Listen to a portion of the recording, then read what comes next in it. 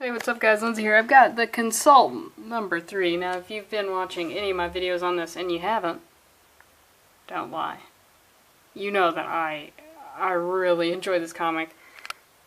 It's so funny and stupid and it's just full of satire and it's great. Okay, so let's get into this. I'm not even going to be showing the majority of this comic because it deals with a lot of espionage type of stuff and that's just sort of hard to explain if you haven't been keeping up.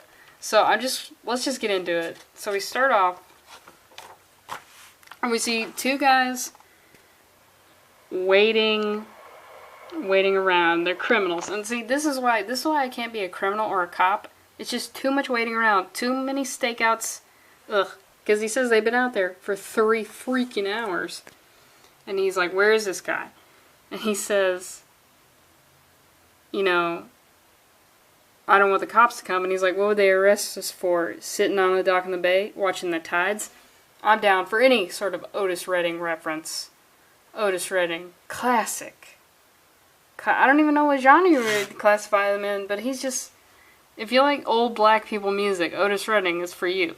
And you find out that they have heroin, 5 vials of heroin, and it's been souped up so that it barely even resembles heroin, and you're like, who is this for? And it's for a speedster. And he says, and so his compatriot, his colleague here, says, why would he need jacked up heroin? He says he's got speed powers. Nobody wants speed powers. And that just makes me think of, I watched The Flash on Netflix, so I haven't watched any of the new ones, but I have seen Iris has powers now. It's ridiculous. I think in like season 6, the audience is all going to get residual speed powers, and it's just somebody saying ain't nobody wants speed powers it's just so good for right now. So they make the deal, and his friend is like, what's wrong with speed powers? And he says, can you imagine the concentration it takes to deal with powers like that? The focus? The dude moves damn near the speed of light. His body might be able to take that, but his mind? This is the kind of thing you don't think about. Especially when you watch the Flash TV show, it kind of seems like he turns it on and off, but then they'll have an episode where he's like, oh yeah, I'm constantly having to manage the appearance of normalcy. And you're like, especially when you read the comics, that's definitely in there. I haven't read a lot of Flash, but that's definitely. He says, his whole body is dialed to 11. Guy probably sleeps 30 minutes a night. Doc says less than 4 hours will drive you crazy. Can we get a Barry Allen doing some heroin? Doing some heroin on the Flash TV show? So, of course, what is this? What is this speedster's name? They all have, like, silly names. Vector. Okay, so Vector, he runs on home to do his heroin, as you do, and he says, 30 minutes? I wish it's more like 3. That's why I need the heroin. And eventually, the cops bust in, and he tries...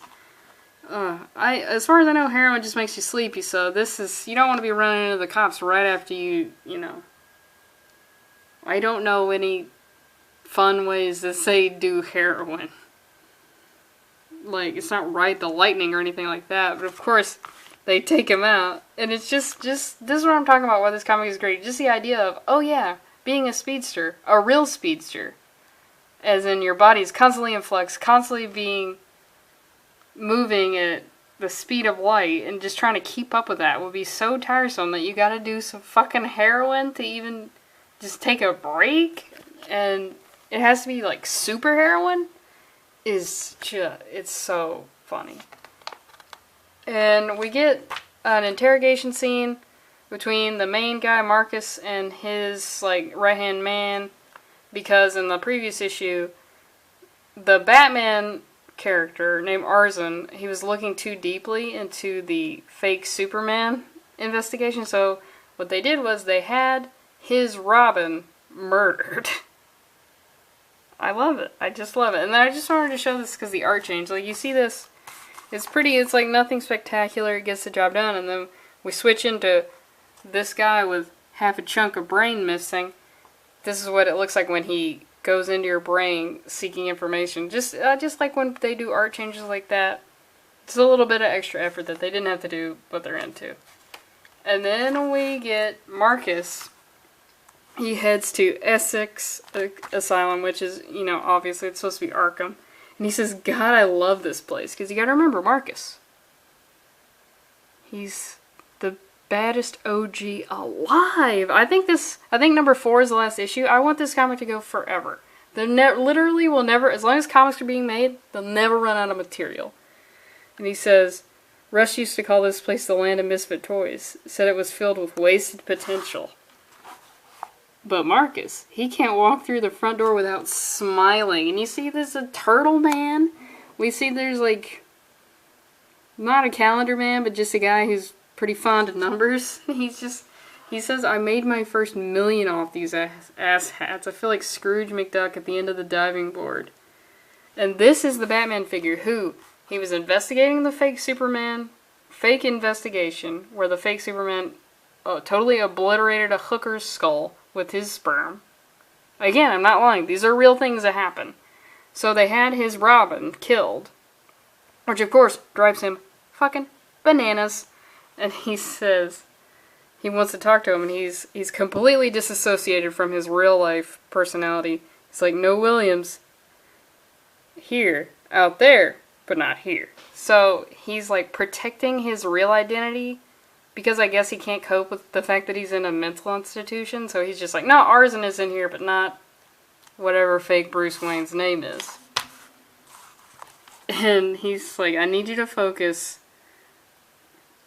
And so he asks where's Sparrow, which is the fake Robin. He's like, Sparrow is dead. He's in the Arzen, the Batman figure, says, dead, not gone. Just make another one. Which is obviously what Batman... Spoiler alert, there was a Robin that got murdered. And what does Batman do to solve that? Keep making more Robins, obviously. I mean, you're never going to run out of kids nobody wants. And he says he's looking for information in his Batcave. And he tells him that his Alfred hung himself. So he freaks the fuck out. And he says, George has the key. He'll have what you need. He completely doesn't understand that the Alfred, has killed himself after Arzen was arrested. He says, what to do about a new Sparrow? Maybe an acrobat? And then he just yells George. And so he starts banging his skull. He says, I can't make another one of those. So then it realizes that his Alfred is dead. So what do you do? What do you do in this situation when you realize that your faithful butler, who is basically a surrogate parent who has raised you, and you become this superhero guy, and just the dominoes are falling, and then you figure out that the one constant in your life is dead. What do? Start banging your head against the wall. That is rule number 1. You gotta start doing that, and probably do a little bit of heroin too, so you slow it down. Slow everything down a little bit. And then the rest of the comic is Marcus has a run-in with the FBI, because, to cover up the murder that the Superman did, he burned down an entire building full of people. And yeah, that's it. The rest of the comic is just Marcus dealing with a little bit of intrigue. There's some stuff with the Green Lantern guy and his foe. This guy's name is Molestro. Come on, man. You cracked a smile. You cracked a smile at that. And it's all just Marcus figuring out, like, oh, the walls are closing in on me. I gotta start making some deals and stuff. It's so good, but what I've shown you is, like, the best part. Oh, just go out and get these. They're releasing the trade of it pretty soon. So you gotta pop on this. You gotta get on this, man. I'm definitely gonna be doing the last issue, number 4, so subscribe so you don't miss that. Have a good one, guys.